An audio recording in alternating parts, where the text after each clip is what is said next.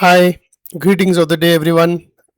This is Subramanian, your medieval astrologer, and today I would like to cover very interesting video.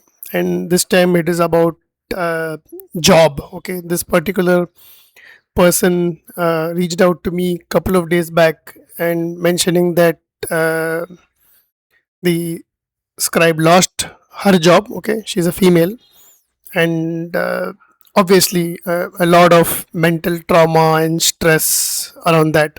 So it's uh, I would say more like a layoff of sorts. But yeah, so I had her birth chart handy, and I was once again curious to see if primary directions, solar revolutions, and perfections can pinpoint this event, right? So without a lot of additional background, let's dive into the analysis. So here you see the chart of the lady. Okay, on the left side is her natal chart, and then on the right is the most recent solar revolution chart. She's born in the month of November. So since November 2026 is yet to come, the most recent solar return chart that makes sense is the solar return chart for November 2025, right? Again, let me emphasize and reiterate, we are analyzing a job loss event. So obviously the involvement of MC, 10th house, 10th lord, right? So that is going to be very, very important. Again, I would like to mention that this is in hindsight, because obviously, you don't keep analyzing everybody's chart to look at different kinds of events, and that's one of the reasons why horary astrology was invented, because it was really designed to answer very specific questions, right? So because in any given year there are a lot of events that can happen across various spheres of life in an individual, right? So well, let us look at the most active primary directions around the time this event happened. This event happened quite recently. It's a couple of days back, I would say around the 10th of June, if I may say, roughly around that time, right? So let us look at the most recent primary direction. If you see, is the ascendant is conversely directed to the trine of Mars, which makes Mars a very important chronocrator.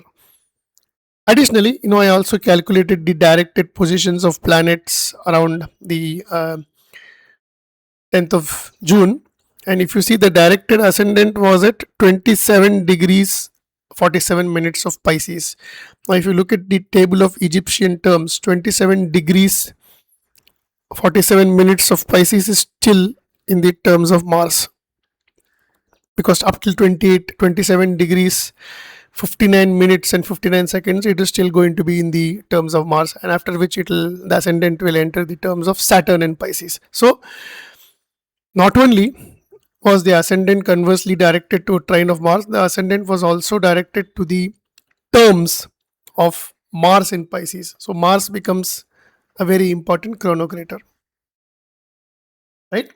On top of that, if you look at this is a diurnal chart. This lady was born uh, before sunset, so it's 11:55 a.m., so close to noon, and hence sun becomes the favored sect-light, right? And if you see, sun around 2023 was already directed to the terms of Mars in Sagittarius, right? So if you look at that, so again Mars becomes an important chronocrator. So both the ascendant as well as the sun are directed to the terms of Mars, and that makes Mars a very important time lord. Now, just with this particular point that I mentioned, let us look at Mars in her horoscope as well as the most recent solar revolution chart. If you see, Mars seems to be quite well dignified. It's in Aries in its own house in both the natal as well as the solar return chart, because in the solar return chart Mars is in the sign of Scorpio. Okay, but now let us look at other observations. Okay, and trust me, all of us need a trained eye, and this will come with practice. And as I said, there is a possibility that even seasoned astrologers might end up missing certain combinations or configurations. Right? It may not be super evident, but then the only way is to practice, practice, practice, and practice. Like my guru says, you get better at it. At some point in time, the chart starts speaking to you. Right now, if you look at Mars in the natal chart, so Mars is at 1 degree, and if you see, the cusp of the solar return chart is at 2 degrees of Capricorn, whereas here Mars is at 1 degree of Aries. So Mars, the natal Mars, actually casts a sharp square on the 8th house cusp of the revolution chart.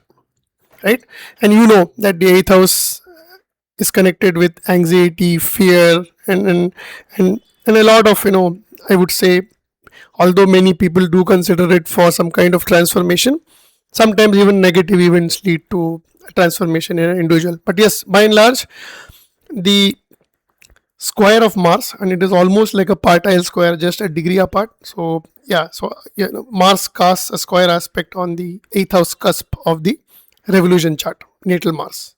Right? And what is Mars? Mars, if you see, is the 10th lord of the MC. So the MC lord Mars. So the MC denotes your profession as well. So the MC lord Mars is casting a sharp square aspect on the 8th house cusp of the revolution chart. One negative point, so definitely does not look great. Right? Now, let us look at another important point. This is where I'm bringing the concept of profections into the mix. Okay, she was born in 1973, this lady, and in 2025, right? She completes 2025 minus 1973, right? 52, right? So she completes 52 years and she is currently running her 53rd year. So if I expunge multiples of 12 from 53, it's 53 minus 48, 5. So it is a fifth sign from her ascendant sign, that is a profected sign. Her ascendant is Capricorn, 22 degrees of Capricorn. So the fifth whole sign from Capricorn is Capricorn, Aquarius, Pisces, Aries, Taurus. So the profected ascendant now moves to 22 degrees of Taurus. So 22 degrees 35 minutes of Taurus. Now if I plot this point in the revolution chart, okay, so this is roughly, I'm saying this will be around what? This is the profected ascendant. So 22 degrees of Taurus, right? Hope you understood. So all I'm doing is I calculated the profected ascendant. Profected ascendant is at 22 degrees of Taurus, and I have plotted 22 degrees of Taurus in the solar revolution chart. Now see this. You see, the revolution Mars is at 21 degrees of Scorpio, and it casts again an opposition aspect, sharp opposition, again very close. It's like pretty much going to apply to an opposition with the profected ascendant. So again, the MC Lord Mars is casting a strong opposition aspect on the profected ascendant. And remember, Mars is contrary to the sect. This is a diurnal chart, so Mars definitely can cause a lot more damage. So you already have seen the MC Lord Mars applying a square aspect to the 8th house cusp of the revolution chart, and also an opposition aspect to the profected ascendant. Are you seeing the beauty? How, if you are able to combine these principles, you are able to clearly see that it's not going to be easy, or I would say an easy year for her, right? Now, I was also watching some videos and got to know that the ancient Persian and Arabic astrologers also used to construct a bi-wheel, or they used to use the Persian square chart. But conceptually, there are two ways of doing it. One is, you would have the natal chart as the inner circle, and then the solar return chart as the outer circle, I mean the planetary positions. But many of the ancient Arab astrologers, as confirmed by Dr. Ali Olomi, he is again, somebody who tries to mine out a lot of lost techniques from various Arabic and Persian translations. He mentioned that they used to have the solar return chart in the as the inner chart and the natal chart as the outer chart. So since Janus, which is one of the many astrology softwares that I use, provides this bi-wheel feature, I'll just scroll down and show you how this bi-wheel looks like. So here you see it's a bi-wheel representation. Here if you see, it's a dual wheel representation. I have the charts juxtaposed side by side, but in this case I thought, let me also construct a bi-wheel chart where the inner chart is the solar return chart and the outer chart is the natal chart, and see how it looks like. Now see this, I mean, just notice 7 degrees is the solar return ascendant. If you see, 7 degrees is the revolution ascendant. So as I said, your revolution chart is the inner chart, and if you see the ascendant, the solar return ascendant is actually hemmed between two malefics. You have the south node, which is again a first grade malefics in Hindu astrology. I mean, by all means, it is considered very very malefic. Being the I would say dragon's tail, and you also have Saturn. So basically, the solar return ascendant is hemmed between two malefics, Saturn as well as south node. So and in most of the classics, it is very clear that if in the solar year your ascendant has a lot of malefic influence, it's definitely not going to be an easy year, right? And apart from that, just to bring it to your notice, the natal ascendant actually falls in the 8th house of the solar return chart, because you have the if you really see, this is like a bi-wheel chart with the reference point as the solar return chart, that is the inner chart. So the natal ascendant actually lands in the 8th house, and that's going to, obviously that's not looking good at all, right? So that is another point where you have the solar return ascendant hemmed between malefics, and the natal ascendant also falling in the 8th house.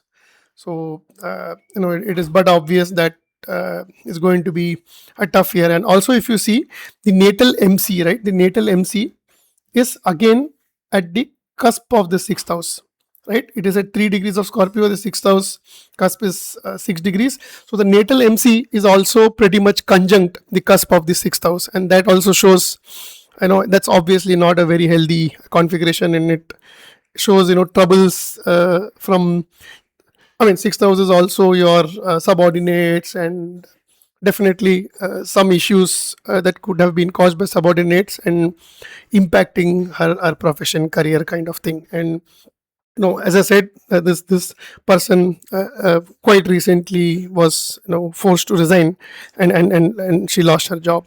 Now, apart from that, I just wanted to bring it to your notice.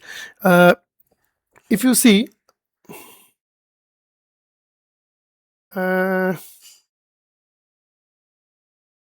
Yeah, I let us look at the position of moon, right? The directed moon. So the moon is basically at 16 degrees of, the directed moon is at 16 degrees of Capricorn, and directed moon is 16 degrees of Capricorn. So even the directed moon, if you see, is in the 8th house of this bi-wheel chart. So directed ascendant is in the 8th house, directed moon is in the 8th house, right? And even if you look at the other way around, right? See, directed moon, if you see, is at 16 degrees of Capricorn. So directed moon at 16 degrees Capricorn is still here. I would say it's still in the 12th house of the natal chart. The directed MC, if you see, is at 21 degrees 59 minutes, basically 22 degrees of Sagittarius. So the directed moon is again, the directed MC again is at the cusp of the 12th house, because it's at 22 degrees of Sagittarius, and your Sagittarius, the 12th house cusp starts at 25. So I'm saying the directed MC is again close to the 12th house. But I would say the better way of looking at it is the bi-wheel chart that I showed below, where that the natal MC is also at the cusp of the sixth house, and so you see there is a lot of there are a lot of issues with the MC. And even if you see in the solar return chart, Saturn is actually in the 10th house, right? Saturn is in the MC, and Saturn, if you really see, is the natal ascendant lord. So ascendant lord natus, natal ascendant lord is posited in the 10th house. So obviously this year looks like bringing matters connected to profession to the limelight kind of thing, so to the spotlight. So these are some of the quick observations that I had, which I wanted to bring out. And I know, there could be other combinations as well, which will clearly indicate that this kind of event is a strong possibility. So another important point that I wanted to mention, I don't know whether I ended up mentioning this. Let me just rub this for a minute, right? You see, the revolution Mars is at 21 degrees of Scorpio, right? In a couple of days, this revolution Mars will reach 28 degrees of Scorpio. And when it reaches 28 degrees of Scorpio, it is again going to cast a partile square on the revolution MC. So you see, Mars is casting square and opposition aspects on the MC and is also the MC Lord. So there is a heavy Martian influence, and that's where obviously it has led to the loss of our job.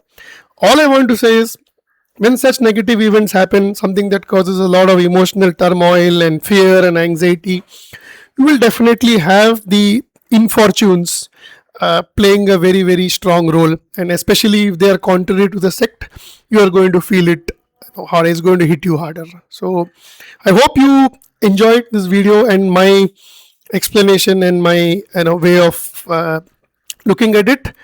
Again, hats off, and many thanks to my guru who taught me this framework of how to go about using it. And I know, as a general practice, I make the video first, publish it, and then share it with him to seek his feedback. And then many a times, I am like really in awe when he tells me things that I have not thought about. In fact, before ending this video, I also calculated the profected position. So on the 10th of June, okay, the profected ascendant was actually conjunct, okay, the natal Saturn. The profected ascendant was conjunct natal Saturn, right? So obviously there was a strong malefic influence even on the day this event might have happened. So I'm sure that there is more to it. There are more combinations that you could see, but these combinations are more than enough to give you a broad indication that it's going to be a tough year and it's going to be something related to profession. So with that, this is Subramanian signing off. Please continue to have a pleasant weekend. Stay safe, stay smart. Bye bye.